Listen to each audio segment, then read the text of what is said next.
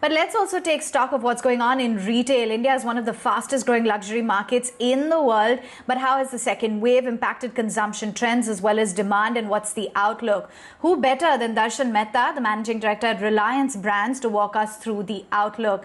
Darshan, pleasure as always interacting with you on ET Now.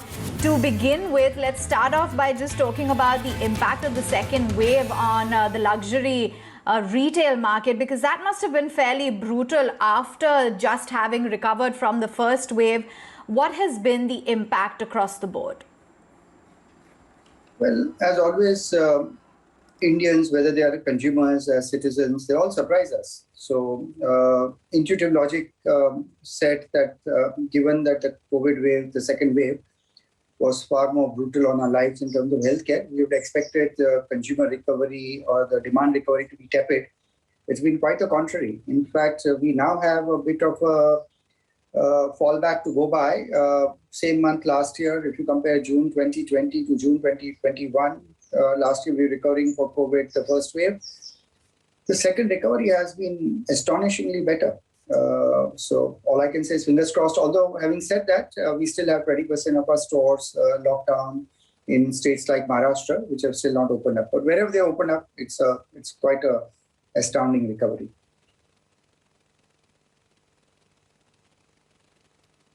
So I'd imagine that at a time like this, it's very relevant to innovate as well as to pivot in order to keep up with these changing trends.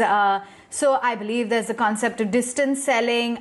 What is it that the company is doing in order to remain relevant? Because you're saying that there are consumers who are still interested in the luxury retail market. Well, more than interested, as I mentioned. Unlike last time, we are even seeing children and the generation ahead, which is the elderly, which we saw that last year. It took a long time to see them back at the malls and at the high streets, but more importantly, the malls. But this year we see them, all back in a good way. Distance selling continues to be a powerful engine for us. It's something that we invented last year. It's not shopping through physical footfalls. It's not e-commerce in the classic sense. We effectively connect with customers on Zoom chats, through WhatsApp chats, video chats, etc., and showcase products which are lying at the store, and in a sense recreate the theater that we do at the store, especially in luxury, the high end of the retailing, through a virtual selling process, followed through by the merchandise going, so to say, on a trial basis to people's homes. That continues to do well. We are now seeing even online shopping. I think the last 1 year, all of us have got used to everything online. So there's clearly an over-indexation of the digital play. We are now on the early stages of trialing what's called live stream commerce. It's popular in China, especially in e-commerce, where we generally get a celebrity and influencer through a very short burst of time. We do sales of a limited set of very often limited edition merchandise through live stream commerce, again showing a lot of promise there. We are also seeing reopening of pop-ups. So pop-ups are, earlier we used to call them trunk shows, but pop-ups are a step further than what typically are called trunk shows. So these are not permanent stores, but they, as the word goes, they pop up in and out of cities and venues. We're also doing a lot of cross-selling. Just last weekend in Ahmedabad, one of our stores, the White Crow, which is a very high-end store, we actually tied up with a lady called Aditi Duggar who runs Sage and Saffron, to do a pop-up kitchen at a high-end fashion store, and new concept, huge success. In fact, she virtually ran out of most of the food items. It has enthused us to do this now in Hyderabad, Chandigarh, some of the other cities. Lots of new ideas happening.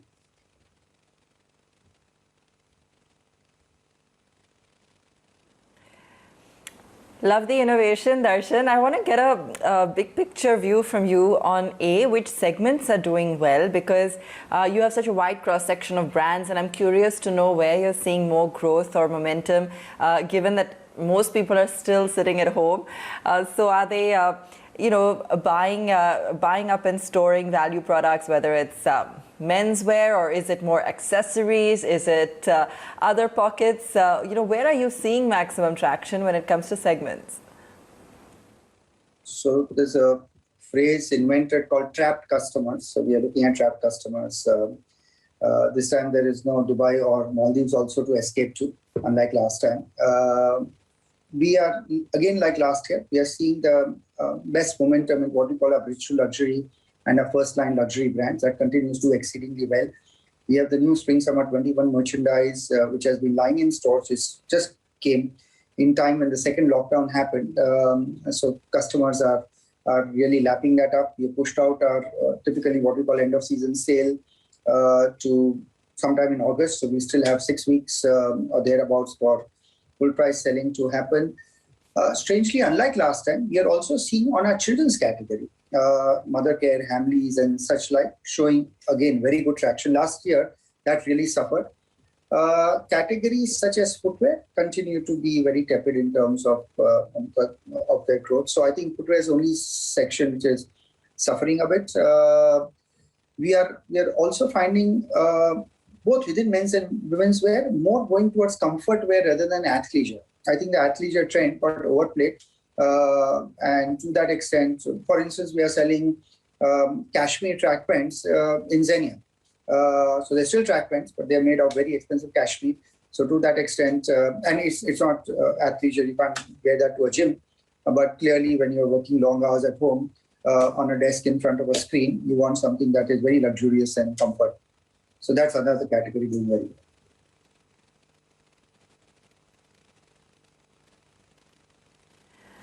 Okay, and what about geographies in the sense within India, which are the markets that perhaps are performing better? I'm also curious in terms of the tier 2, tier 3, customer that's also coming on board, given the adoption to digital and online selling.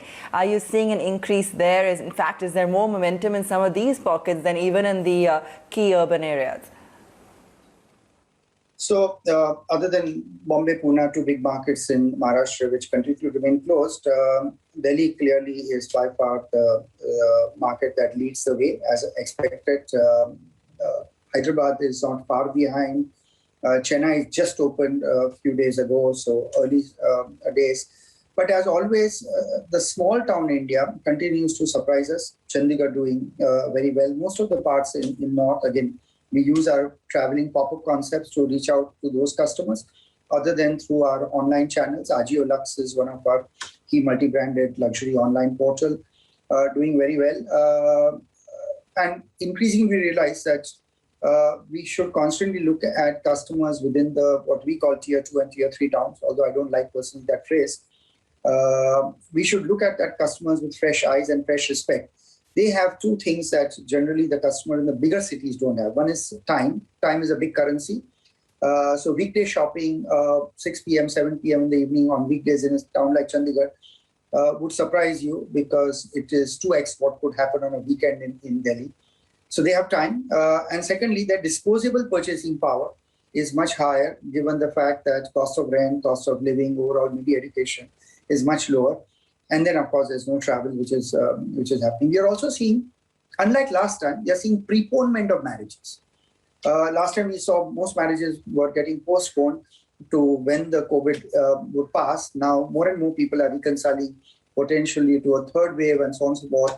So people are saying now that we have this another window that's happening, lots and lots of anecdotal examples of marriages getting preponed. So overall, as I mentioned early on, it's looking far, far better than last year. Just looking at that footage makes me reminisce about when we used to just go out and, walk around in stores and malls, and it looks ever so tempting. And so, Darshan, I just want to understand from you as to how you see the long-term trends panning out, given that you're talking about this digital adoption, how people have become so comfortable sitting at home and with the click of a button or an app, have clothes delivered or items delivered to their doorstep. How do you see the overall trend evolving or changing, and how are we looking vis-a-vis the global players? Do you think that once things resume normalcy as vaccination picks up, that we'll be back thronging the stores? Absolutely. I have no doubt in my mind that shopping in India, physical shopping, is an outing. It's not just therapeutic, it's a way of socializing. Malls are our air-conditioned beaches and parks. We don't have too many public spaces. We have challenges on the ambient temperature. We have challenges on parking your cars and so on and so forth, etc. And yet people want to go out of homes. So I don't see that as a substitute. What's happening online and then through channels like distance selling, pop-ups, etc., they are added layers. They're actually expanding the pie. Let's keep in mind that unlike the Western markets, India is far from a saturated market. In the Western world, the pie is not really growing. So in a sense, if one channel grows, it's at the cost of another channel. Here we are finding two other added channels which are firing, which is both online and pop-ups, and they are servicing customers who have access problems. For instance, we just opened a very big luxurious store in Surat as a city just on Friday last, again called the White Show. And the responses we are getting is, oh, now we don't have to go to Mumbai or we don't have to go to Ahmedabad, the two big neighboring cities, to shop. And given a choice, they would still prefer physical shopping, more and more doorstep shopping. But there are many Surats still in this country, and Surat, of course, a large city, that we are tapping through online. So I think online will be an added channel. It will not substitute in any way.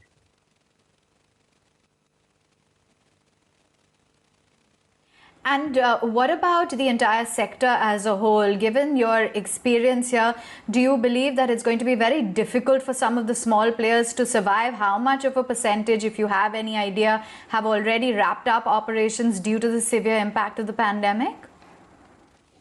See, in the mid to the high end of the market, consolidation had already started happening quite a while ago. So the men and the boys game was clear. I think if at all the marginal players, the pandemic has impacted. But there's no big shift there. Then there is a whole category of great Indian talent, Indian design talent. They have been catering to very large level, what we call occasion shopping, bridal shopping, and such like, etc. Their supply chains have been hit. They have not also possibly created other more robust channels of accessing their customers.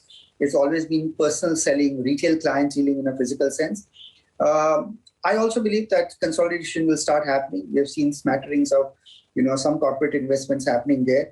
And again, the segregation will happen there. But currently, if at all, they are impacted a bit. But again, it's very, very good talent, and increasingly clever talent, as I say.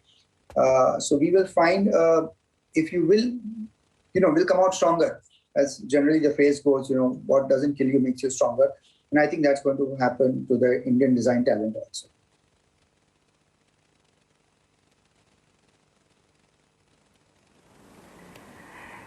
Darshan, share with us a little bit on how India is differing or similar in trends that you're seeing across some of the global retail giants in the luxury space.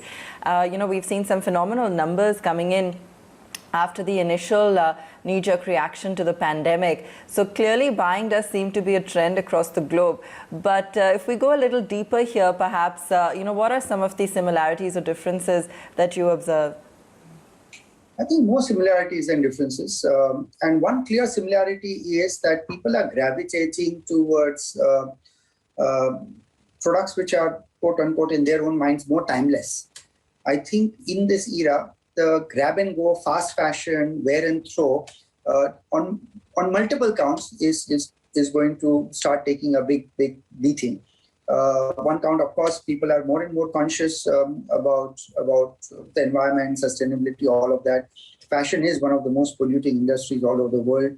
There are some stunningly shocking statistics out there. The second reason is that people are also wanting, quote unquote, invest in this category. So whether it's a good leather bag or a shoe or a cashmere jumper, it's something that you want to last, something that you want to enjoy, rather than have 10 pieces and the price of that one piece. So overall graduation towards, again, I don't like the word luxury. Sometimes it sounds very hollow and pompous, but something that I call more timeless. And we have seen that across, whether it's from Tiffany to Xenia to Giorgio Armani, all the way, down to some of our other brands. People are gravitating towards that. So that's a common trend across the board. The other trend, again, which is common, is that there is a more youthfulness coming in fashion. So starting from, you all know what happened to Gucci all over the world. 4-5 years ago, and continuing to say a lot of the mature or the luxury brands had got a bit boring. They had got a bit more staid, catering to extremely mature customers who are themselves looking to become more youthful. So there has been, so to say, a more youthfulness coming into fashion. That again is a trend that we are seeing in India. The sneakerization of fashion, as I call it, continues to happen. So that's another common trend. And the last bit, and of course, China and India are the two examples, because most of Europe is still reeling under the absence of tourist traffic and their own lockdowns and economic challenges. What we are finding is that people are using luxury to celebrate special occasions. In India, of course, bridal occasions, but birthdays, anniversaries, as they are remaining huddled in smaller bubbles of either themselves or their neighbors or friends, and so on and so forth, etc. So these are 3-4, so to say, common trends. But in all of this, I continue to maintain that I'm all the more enthused about the future of the premiumization of the Indian consumer. That's a clear trend.